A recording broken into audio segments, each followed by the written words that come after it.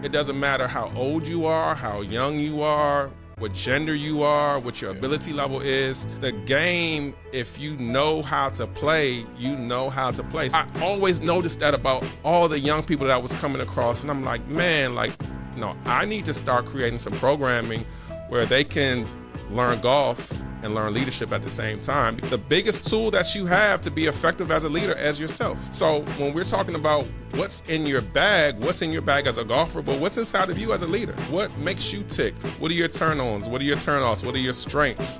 What are the things that bother you? What are your hot buttons? What are the things that really resonate with you? What are the things that excite you? Come on. This is the illest rhyme I ever wrote. Said I was born to be dope.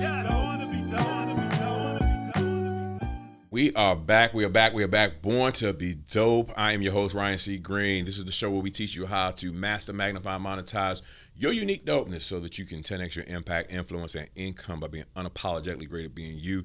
So I'm excited because we are going to jump right in. We have my brother Mike Powell in the studio today, kicking off our, I want to call it a second season, but I mean, after as long as the break we took, I guess it's just, we starting all over. So welcome back.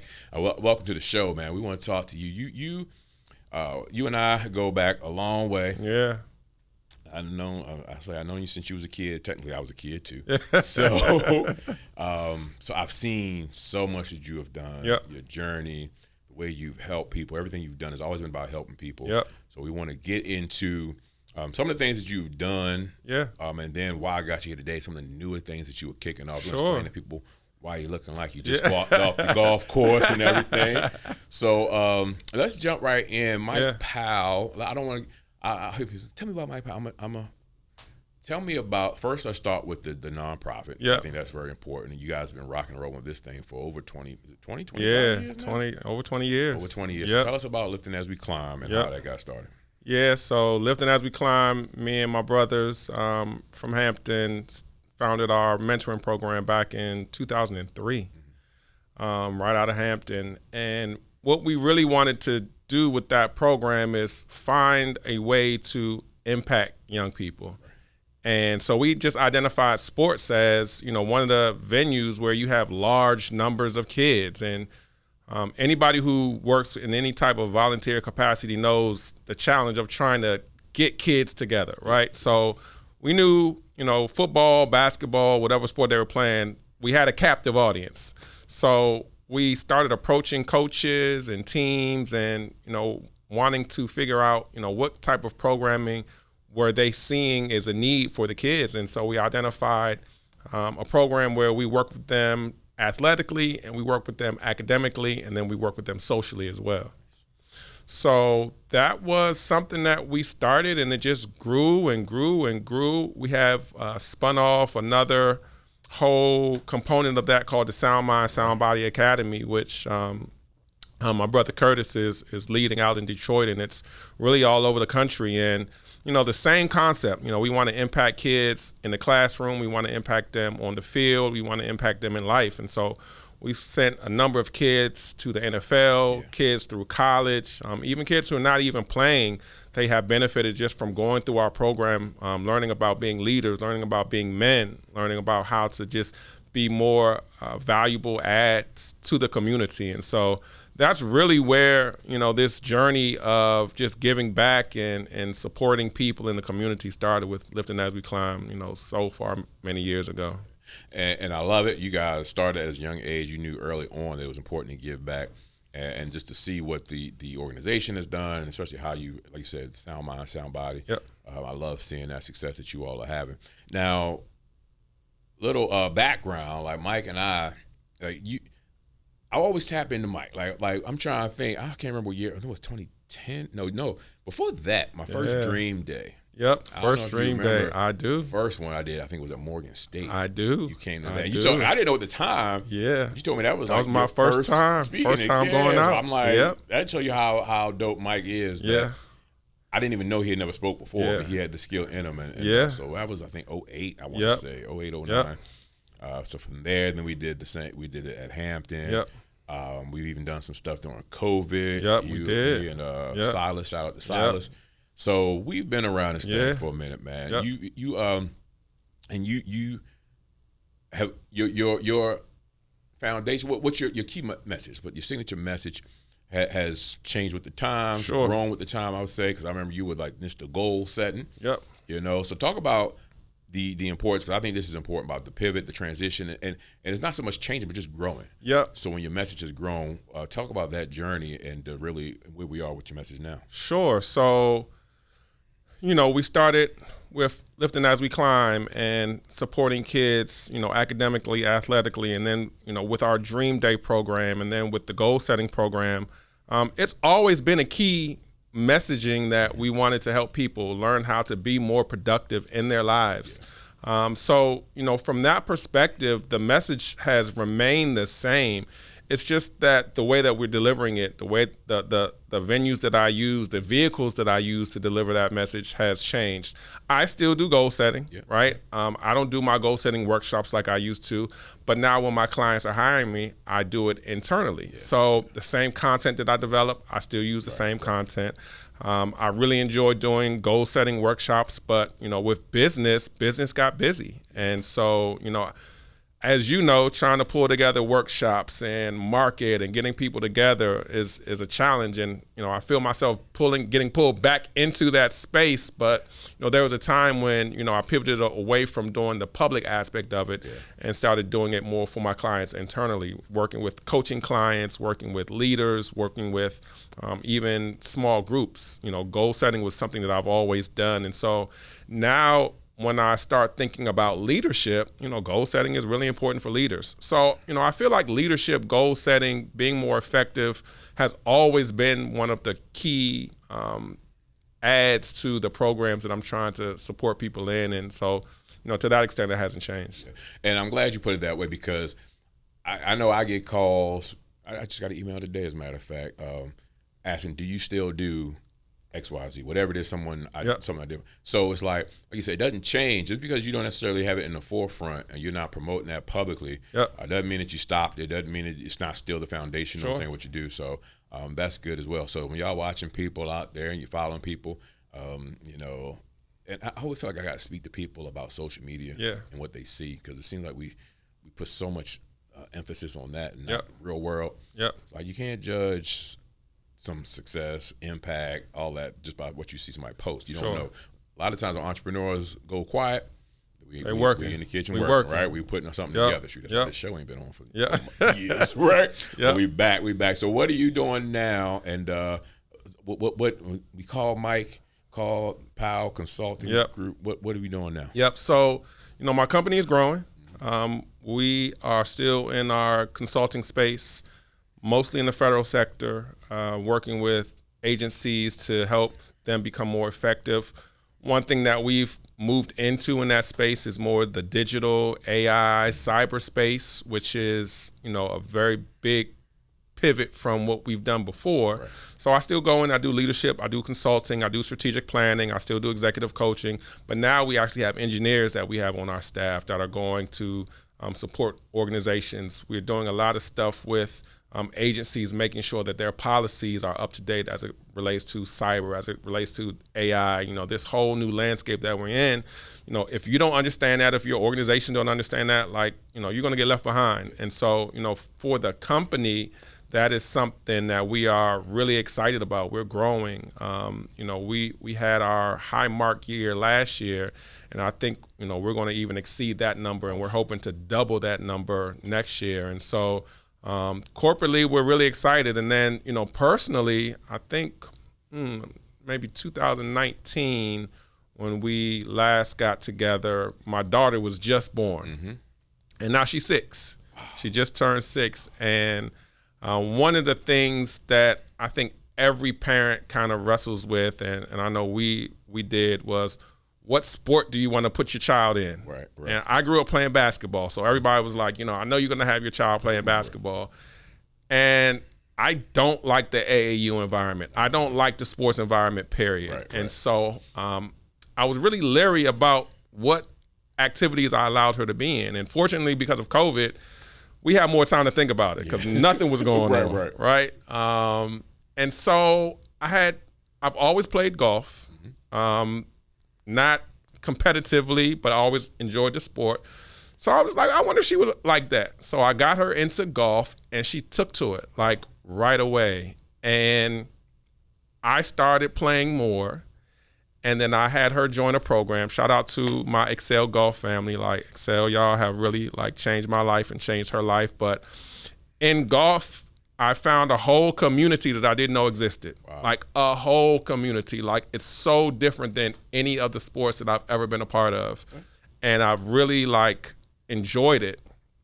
And as I started becoming more involved in the community and helping my daughter play, I started seeing so many connections with golf and the leadership things that I was working on. And so, you know, like you said, we in the lab, my gears start spinning, and I'm thinking, and I'm like, you know how you can see the pieces, but you can't figure out how they fit together. So I think this whole year I've seen the pieces, and I'm like, how can I get this together? And so I was working with one of my daughter's coaches, and he's expanding his golf program. And afterwards, it hit me, boom, this is what I need to be doing. I need to put leadership in golf together in a way that really resonates with people, because like golf is hot right now. Like, it's not the nerdy thing that it was when we were growing up. Like, right. It's cool. I think Tiger started the wave for us. Yeah. And then, I think definitely, I know golf is one of them things that I love to play. Yeah. But I suck. Yeah. So we all do. So it's hard. Well, we all do. I promise you. Okay, but like, I promise you. I would love to play more. Yeah. But it's not something you can really go do by yourself. Yeah. And then I'm like intimidated to go with people who I know know how to play. So I'm gonna hold them up. Yep. But so you get back into golf. You get Callie on the course. Yep. So I'm playing with her. I'm going to her practice, and I'm playing more, and I'm getting more into this community, and I'm going to these events. And in our DC area, we have so many communities, social golf activities, and I'm just seeing, and I'm going to these tournaments, and I'm meeting people, and I'm seeing all these entrepreneurs and these young professionals. And one thing that I really appreciate about golf is when I meet young people that play, they're so mature. Right. As a 47-year-old, 2 weeks ago, I played with a 16-year-old. Wow. And, you know, you got to be able to carry yourself as a 16-year-old maturely to be able to play with someone that's, a whole different mindset, 3 times his age. Yeah.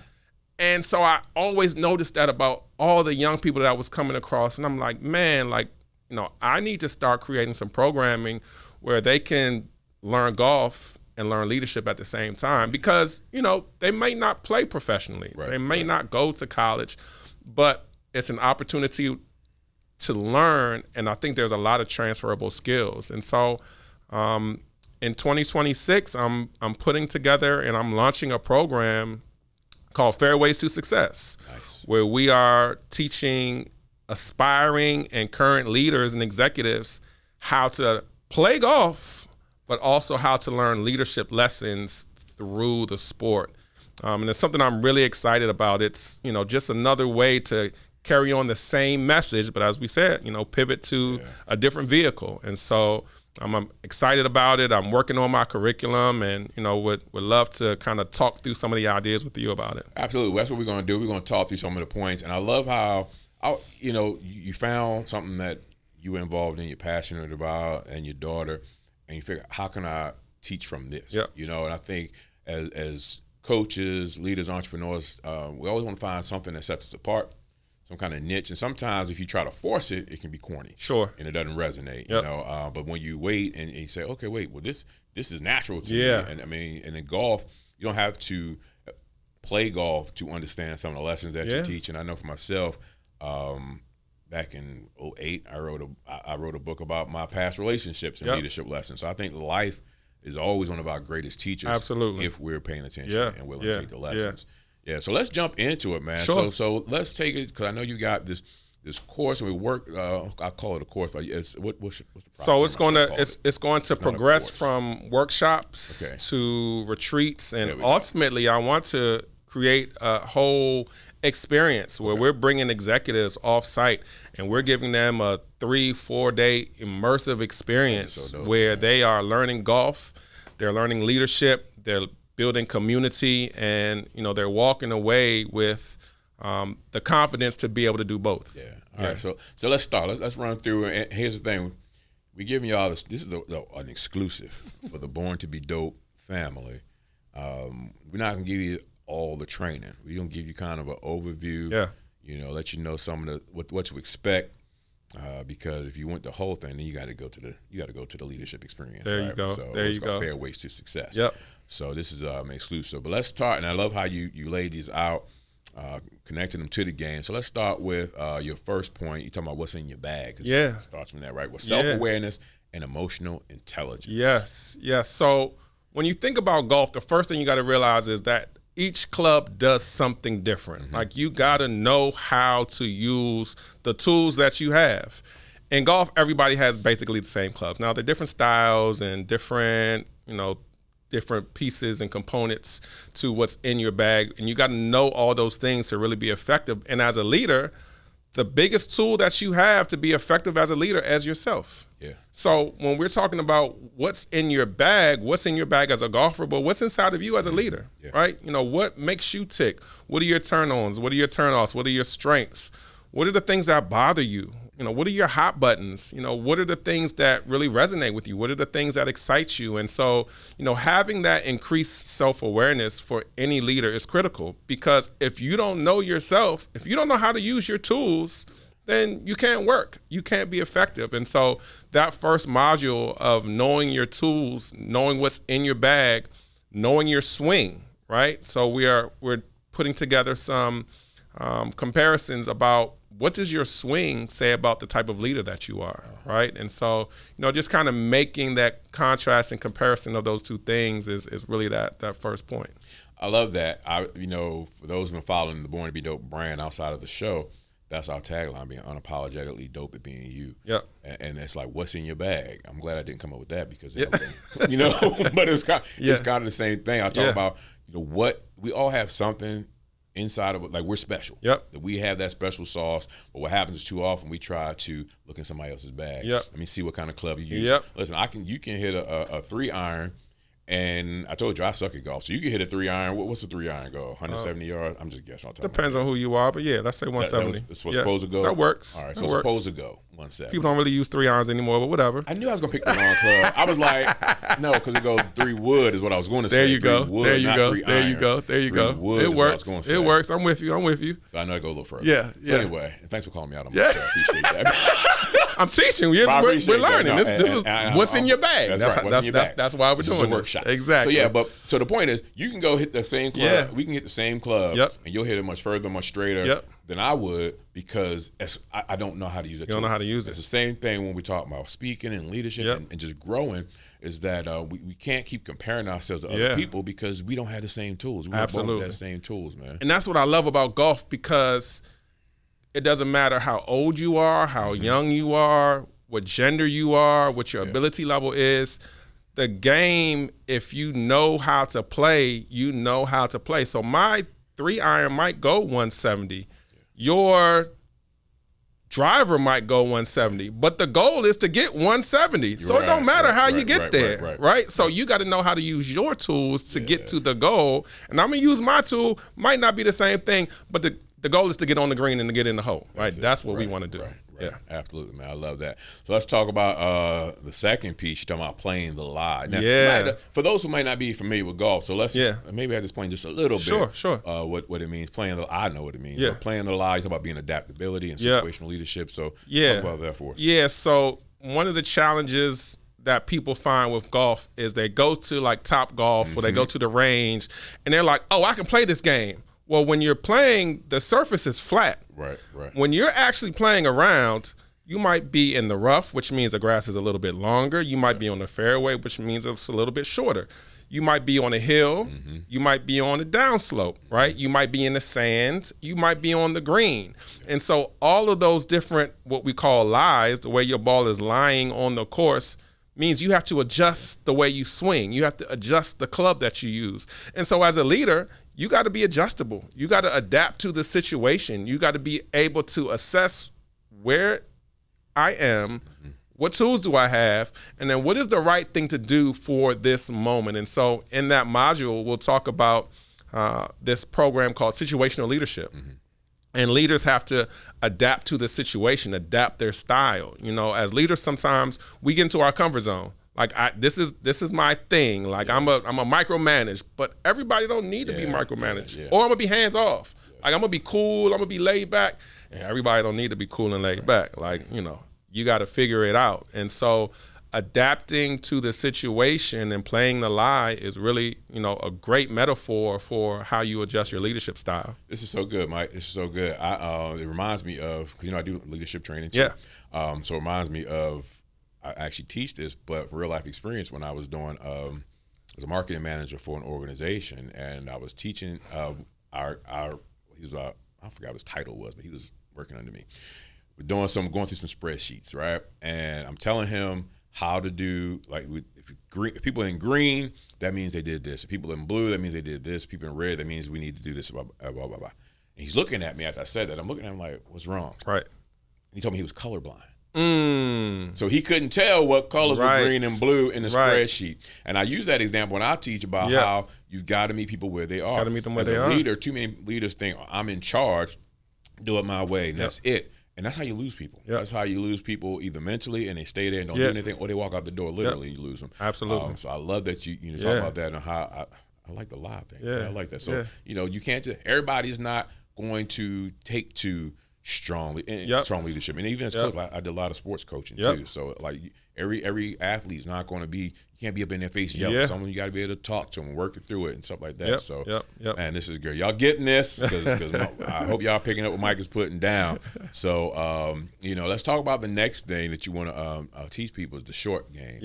All right, and we're talking about trust and authenticity, authentic feedback. I'm sorry. So the short game is really one of the most important parts of golf, right? They say you drive for show, right? So you're hitting off the tee, and people love to see those big, long drives. People hit 250, 300 yards, and it looks beautiful, and you can feel good. But if you get on the range or you get 100 yards out and you can't get to the hole and the number of strokes that you should, you're not going to be effective as a golfer. So that short game is really the most valuable part. So the putting, the chipping, the pitching, right? These are all parts of the short game that you really have to be precise with.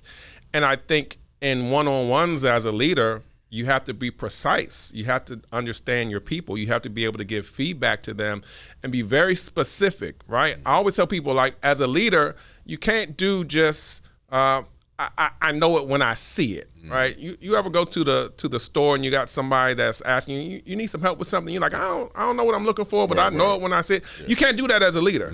You got to tell people exactly what they're going to be held accountable for, what the standards are. You have to be precise, just like you got to be precise with your putts. You got to be precise with your chips and your pitches. And so that is the short game, the communication piece of leadership that is really, really important to make sure that, you know, you and your people are aligned. Yeah, you can't expect people to meet expectations that you never gave them. Never gave them. That you weren't clear about. And I see that. You know, I joke about it, but it's serious that a lot of my leadership came from me working for bad managers. You know, and you can learn a lot from the bad ones. And I learned, but you don't realize it all the time until you actually start reading stuff. So I read them and learned from good leaders. But so much about, you know, you got to be able to know what the expectations are. People aren't just going to get it. That's just not how it works, man. This is some good stuff. We're going to take a quick break. Sure. We're going to come back. We got a couple more things we're going to talk about with the Fairway to Success. We'll be right back after this quick break. Listen, content creation is not your problem. Clarity is. You can create and post all the content in the world and still not see the results you want because of one main reason. Your content lacks one clear message for one clear audience. And if you've been posting, recording, guessing, overthinking, and still not converting how you know you should, it's not because you lack talent, it's because you haven't cracked the code yet. Believe me, I've been there. That's why I created the Cracking the Content Creation Code. It's a free guide I put together to assist authors, speakers, and experts to finally position yourselves as the go-to authority by producing compelling, high-impact, high-converting content in just 4 hours a month. In this free guide, I'm going to show you how to master your signature message, build a revenue-generating media platform, and maximize your content to multiply your efforts across platforms. If you've ever thought, I know what I want to say, I just don't know how to package it and consistently show up in a way that gets me booked and actually makes me money, this is for you. But I'm a trainer at heart, so I'm taking it a step further. I'm hosting a free live webinar, Cracking the Content Code, Mastering Your Message, where I'm exposing the one thing 80% of personal development content is missing that stops it from converting. And I'm breaking down the exact framework I use to amplify my client's voice, story, and authority before they ever hit record. You're going to leave this webinar knowing who your ideal customer avatar is and exactly how to market to them without being salesy. So download the free guide and save your seat for the next free webinar, and let's get you creating the content that actually speaks directly to your ideal prospects, magnifies your brand like an authority, and monetize your expertise. Head to mypodcastpartner.com/code and let's get it cracking. I'll see you on the other side of the webinar. Be dope. What's been your biggest challenge in building your career as a speaker? Has it been getting on more stages? Has it been getting paid higher fees? Or maybe you're trying to get more media coverage for your brand?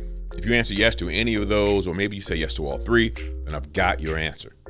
Your answer to getting on bigger stages and getting media to spotlight you is to show up looking like someone who's already getting more speaking engagements, is already getting paid higher gigs, and who's already getting media coverage when they come looking. How do I do that, Ryan? I'm so glad you asked. You do that by positioning yourself and partnering with platforms that magnify you and your message and position you as an expert authority that shows prospective clients, hey, here's the expert you should book. Here's someone who's invested in their career. Here they are in action doing what they say they do. And that's what the 8-week Born to be Dope Media Builder Camp builds for you. Enrollment in the upcoming 15-member cohort is open now at borntobedope.com/camp. This is your opportunity to have a professional team build your entire visual brand and marketing ecosystem with you, plus produce your most critical video content. You need professional video footage and photography of you in action? Check. You need to magnify your celebrity authority status to increase your expertise and speaker fees? Check. You need your marketing system like a lead gen tool, signature talk, visual assets, sales funnel, and more designed and built out? Check. You need media training to master your message and make you a great guest on TV shows and podcasts? Check. And you need a proven media company with a track record of success to work with you? Check. This Media Builder Camp isn't a course full of self-paced videos. It's not a masterclass or a challenge. This is a live, weekly, done-with-you coaching and implementation. Building this thing with you. Plus, after the 8 weeks, you get a half day in our studio to film all of your visual assets. So if you're ready to maximize your impact, influence, and income, go ahead and visit borntobedope.com/camp to schedule your free discovery call for full details. I look forward to speaking with you and learning all about your platform. Can't wait to help you be dope. All right, welcome back. Hopefully you saw. Make sure if you want more information, you want to get closer with some behind-the-scenes stuff about the Born to be Dope show, join our community, borntobedope.com/cypher. It's absolutely free. We've got coaching calls. We've got courses in there. We've got all kind of things to help you grow your brand, grow as a leader. I might even invite Mike to come up in there and do a training for us soon. So and I'm going to get you on the golf course, too. I'm ready for that. So I heard you can't golf. You shouldn't golf when it's cold, though, because it messes up your swing. We got indoor facilities. Shout out to my Lab 301 family. We can go to the lab. Yeah, the lab, they'll get you straight. Go play inside. That's what you do in the wintertime out here. See, and down south, they can play year-round. Yeah, so we got to go to the out here, we got to go inside. I love that. Okay, yeah, just like you working out. You work out in the wintertime for your summer body. There you go. I work on my summer golf body. In the wintertime. That's right. That's right. Let's jump back in, man, because point 4 is managing the rough. And we're talking about resilience and emotional regulation. Yeah. These are strong words you use. Yeah, man. It's funny because these are all the things that I teach in leadership. And when you play golf, you're like, it's the same thing. Yeah. You know, so managing the rough is very similar to adapting to the live, but the challenge with managing the rough is that sometimes you're going to be in the rough. You're going to hit a bad shot.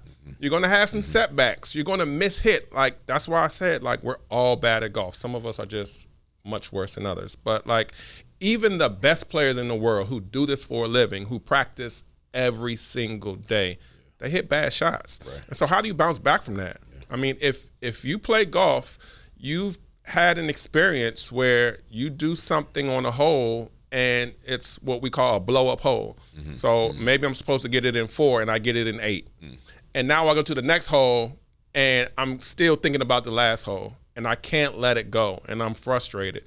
Think about a leader. You got some stuff going on at home, or you got some stuff going on in life, and then you come into the office and you're just having a bad day and you're off. Or think about it the opposite way. Think about being a leader and you're having a rough day in the office, and then you come home and you get mad at your kids and you fuss at your wife and you kick the dog, right?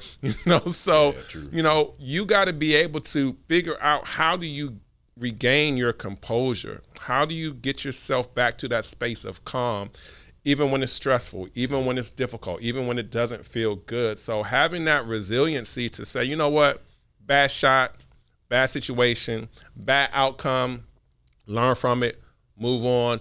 Don't let it continue to make me make more mistakes and create more bad situations for myself. That's so good. What's one of the things you do to kind of, it can be on the course or it can be in business, like when you like to compartmentalize, and like I always try to tell people, look, leave work at work. Yep. Leave your home at home. Yeah. And, you still want to be compassionate about what with people. At the same time, it's like, look, we got a job to do here, or if you're going home. So what's something that you found that kind of works for you too? Or is that where golf came in? Yeah, for sure. Golf is definitely a place that I do go, but I'm a big visualization person, and I like to replay situations and stories in my mind. It's not unusual for me to have a conversation with myself in the car or in the shower and tell myself stories and just kind of. That's crazy. Okay, so I'm not the only one. All the time. Okay, cool. Like all the time. Have arguments with yourself too? Have arguments with myself. Like fictitious exactly. Okay. But I replay it. I think about it. I figure out, what could I have done differently? How do I have this conversation that I need to have? Something is kind of, getting underneath my skin. I need to, bring it up with someone. Like, how do I do that? What's my approach? And so I practice that. In golf, you visualize. All right, this is what happened. What should I have done? On the whole, you practice your swing. You have a swing routine. You kind of see yourself hitting the ball. You think about what is the things that you need to do for your swing, for your plan. Like, how are you going to approach it? So I'm really big on the visualization component of, making sure that I can move forward. So I think that resiliency and bouncing back in the rough is really key. I mean, not everybody's going to hit great shots.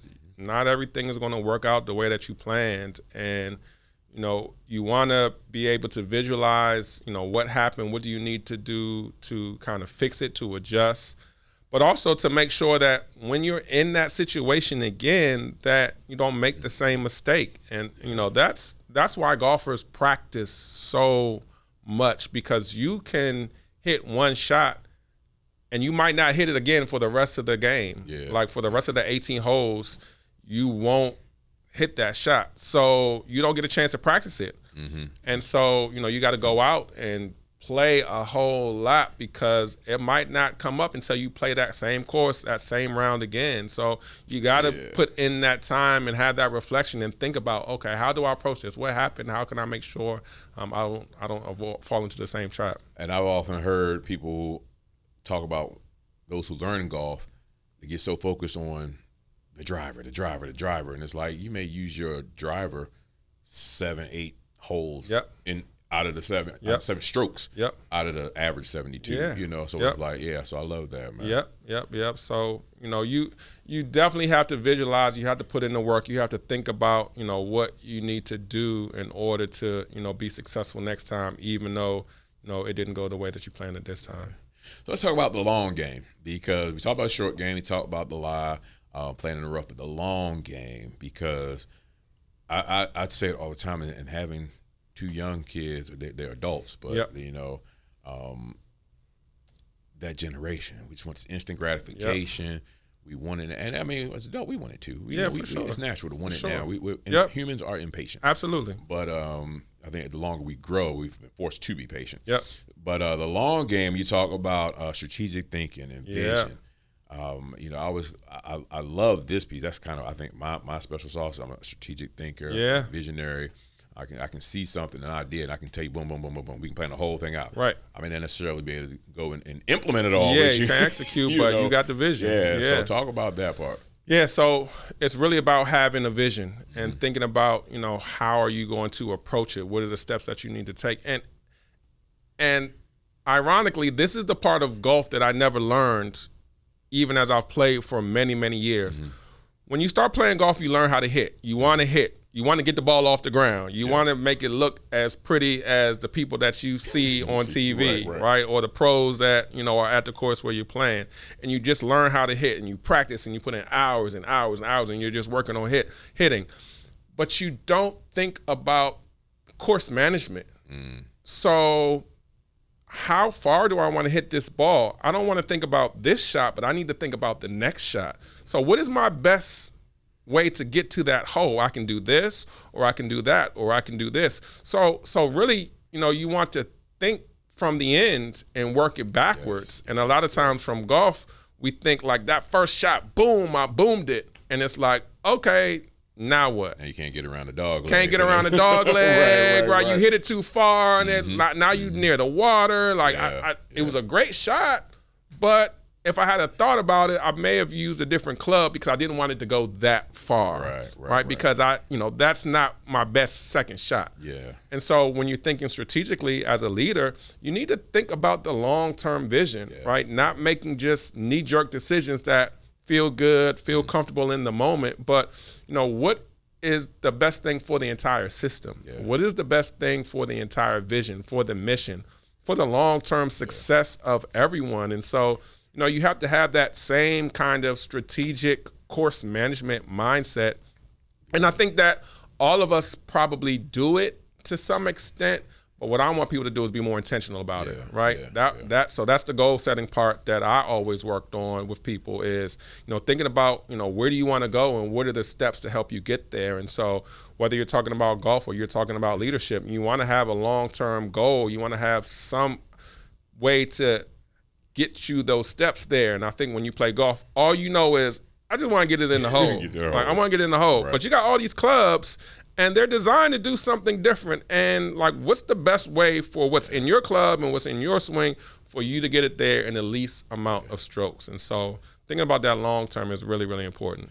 And the entrepreneurs that I coach, especially like I said, my background is with authors and speakers, and I call it infopreneurs, people share information and make money. And I always try to stress to them, you've got to have the systems in place first. Yep. Because what good is it to have a video out there, to have a post out there, to have a moment go viral, and everyone know get on TV, have an interview, whatever, but you have nothing after that. Nothing. Like, so it's like I always ask people, you want to be popular or you want to be profitable? Yep.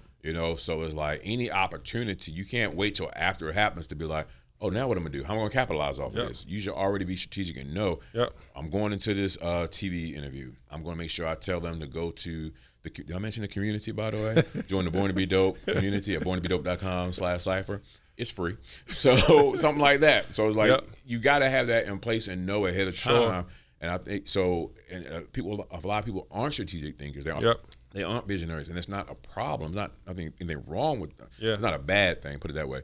But if you know that's not you, you've got to be able to find someone who can help you with that. And that's where you pay for coaches, pay for consultants. And people play chess. It's the same idea. You guys think 2 and 3 steps ahead. I mean, you think about our favorite artist, Beyonce. Her rollouts are amazing. She don't just drop an album. She drop an album. She got the concert already planned. She got the merch already done. Like, this has been years in the making. It'll be a post. You'll see a post. Yeah. Think about when I want to say it was the Renaissance first. I followed that, but you just saw a post of her on a horse. Yep. Like, what is that? What is that? Right. And it was a whole thing. Right. So everything was strategic. A lot of people just post stuff. You got to have a reason why you're posting it. Absolutely. So yeah, man. So this one is new to me. The cart path only. You had to explain that to me. We talk about ethics. Now what it means is not new to me. Ethics, integrity, and professional boundaries. We'll talk about the cart path and what you're teaching through that. Yeah. So as golfers, we hate the days when it's cart path only. Okay. What cart path only means is there are days when, depending on the course, let's say it rains. Mm-hmm.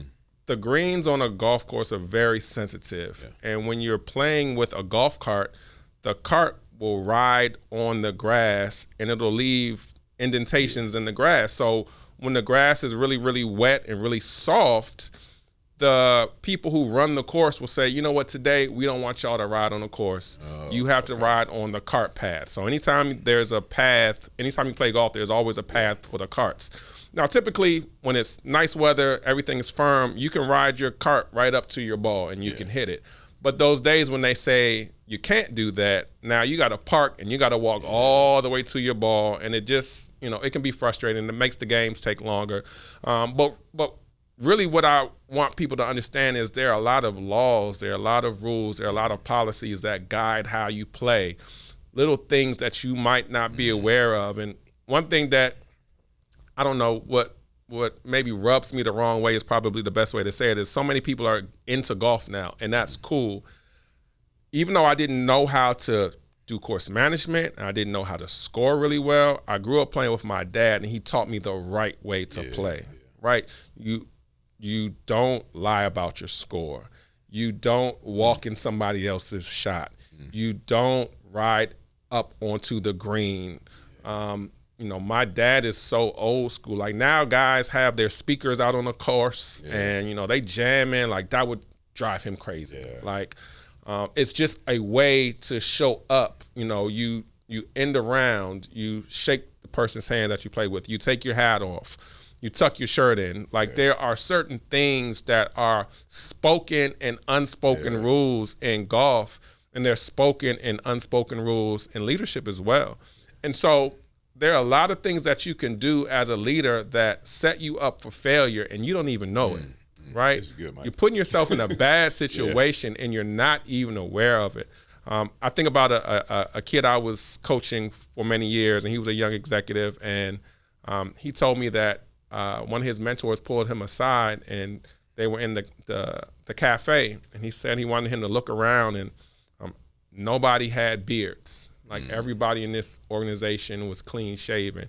And he said, listen, if you want to grow, and you like, this is just the culture. And he's like, man, like, it's not in a policy binder anywhere. Like, I won't get fired, but this is what the expectation is. There are certain rules that you have to be aware of. And so, same thing applies in golf. And so I just want people to kind of be more aware of that culture of golf, and really how to make sure that you're not making yourself look bad on the golf course. You're not interrupting anybody else's round, but you're not setting yourself up for success, setting yourself up for failure. But also, as a leader, you're not setting yourself up for failure. Mike, that right there, that piece right, and I didn't see it coming. Yeah. Like, that right there was that's super powerful. Yeah. Because it's so much in that. And I talk about being dope, being just being you, but I also value and understanding culture, etiquette, just being a good person. Sure. And that's kind of what you're alluding to. Yeah. If you're gonna walk into somebody else's game, somebody else's course, somebody else's organization, especially if we're talking about international business, absolutely. You got to know, and we learned this in Hampton, in business classes about culture and just understanding how they dress, how they greet each other. Yep. And the same thing, like that little thing. And I think this hit me so hard because, look, we're American. I love being an American. Sure. But I understand that one of the biggest character flaws of Americans is our hubris. Yeah. And thinking that, well, I'm here. Everything revolves around me. I'm going to do it my way. Yep. But if you walk into because I know I play golf, I know you're supposed to tuck your shirt in. Yep. Technically, you're not supposed to wear shorts. Right. Right. Yep. But I know a lot of cats wear shorts now. Yep. I'm a shorts kind of person. Yep. But there's so many rules. I think one, it can be frustrating if you don't know. It can be embarrassing, but it makes the game cool. It makes it fun because it's different. It does. It makes you think differently. But the same thing with business. The last thing you want to do is have all your ducks in a row, about to get a deal, about to work with somebody, and then you don't know you're supposed to act a certain kind of way. Something as simple as standing up when someone walks and you greet somebody, you're sitting down, you stand up and you shake their hand, something like that. So, man, and that doesn't mean that you can't be a part of the change of the thing that you think needs to change. Like, there is some value in that. Like, golf is changing. Yeah. That's why it's growing so much. So many of the things that weren't acceptable, so many of the people who weren't accepted are now have access to the game. And so it is changing, but that has taken time. And it's about how you go about it. It's about how you go can't about just it. go kicking the door I'm waiting for gonna just be me, Right, and I'm gonna you just gotta do me, and right, you gotta right. love me for who I am. Like we get it, but there's something bigger in play than, unless you're Beyonce or a superstar that can do whatever you want to do and it doesn't matter.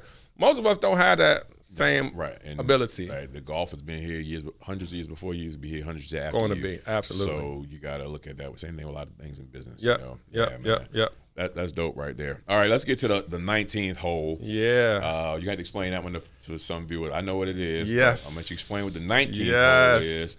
And we're talking about reflection, celebration, authentic leadership. So the 19th hole, in golf there are 18 holes. Mm-hmm. And so what we refer to as a 19th hole is what happens after you play. Typically you play, there's a clubhouse, there's usually a restaurant or a bar or, just an area where people just kind of congregate. And typically you talk about the game. Oh man, I got a birdie on that hole. Or, man, I messed this up, or this was great, or this was bad, or you go and let's go have a drink and let's go talk about business or talk about whatever. And it's really about having that space to think, to network, to enjoy, to just take a deep breath. Like, man, I just finished 18 holes. I'm tired. I'm worn out. My knees hurt. My feet hurt. It's hot. I'm sweating. I got on this shirt. I'm ready to untuck my shirt. I can relax now, right?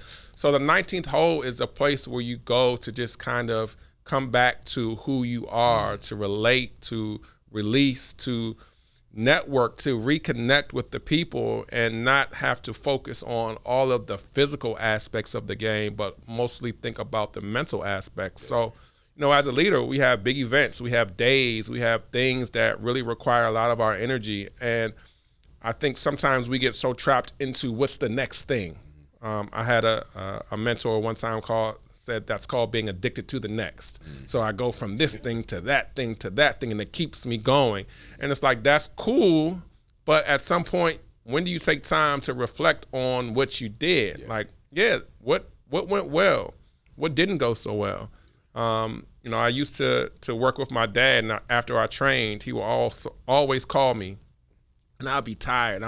I've been teaching class all day long, running my mouth, like, I just want to and he, hey, how did it go?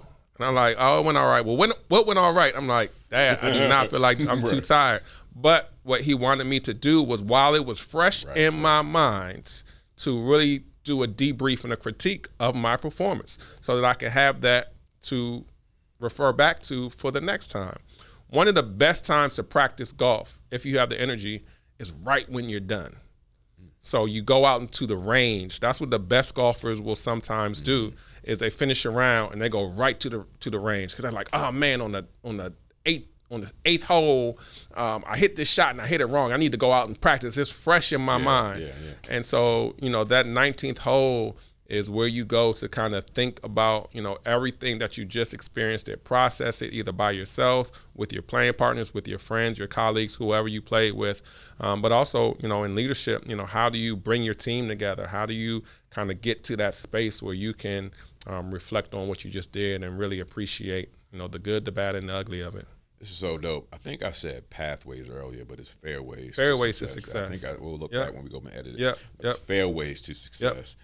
This is powerful stuff, Mike. This is powerful. We're going to tell people how to get in touch with you in a second, but I want to end each show something fun. We're going to do top 5. Okay. I know you didn't prepare for this. Oh, man, throw me a curveball. I'm going to just throw some things at you. Okay. Get some top 5s. Originally, the Born to be Dope was a hip-hop foundation. All right. We can do top 5. We're going to keep top 5. Not top 5 hip-hop. Okay. But let's see. So first, let's start with golf. Give me your top 5 golfers. My top 5 golfers. Not best golfers, but your favorite. My favorite. Top 5. Oh man, so got to go Tiger number 1. All right. That was what really turned me on into the game. And these don't have to be rankings. No, just my favorite. Yes. So old school, there's a guy, Chichi Rodriguez. He had the putter. Rodriguez. So I enjoy his style. He was so cool. There is a guy now, his name is John Rahm. Okay. He's Spanish. He's a big guy. I learned about him and I watched his story. So I really love watching his story. Phil Mickelson. Yeah. I'm left-handed. Are you? I'm left-handed. Okay. Well, I'm a weirdo. I write with my right hand. I play golf, and I do everything else with my left hand. Right. Okay. So, but Phil Mickelson is a lefty. Yeah. So I like watching Phil Mickelson play. And then this guy isn't a golfer, but I'm gonna give my man Roger Steele a shout out. Okay. Roger Steele is a golf influencer. So as I talk about the game growing, Roger has really influenced a whole generation of people, and I just think he's a cool guy. And I dressed up like him for Halloween this year. Okay. And I connected with him on social media, and we both got a good laugh out of it. So he's not a golfer, but just in terms of being an influencer, like golf influencing is like a big business now. Like I had no idea until I joined this community. So I think Roger's a pretty cool guy as well. Yeah. Dope. I should have wrote these down because I'm forgetting them. What was I going to say? Top 5 leadership or self-help books that have influenced you. Yeah, so he's off the top of the dome, y'all. There's not rehearsed.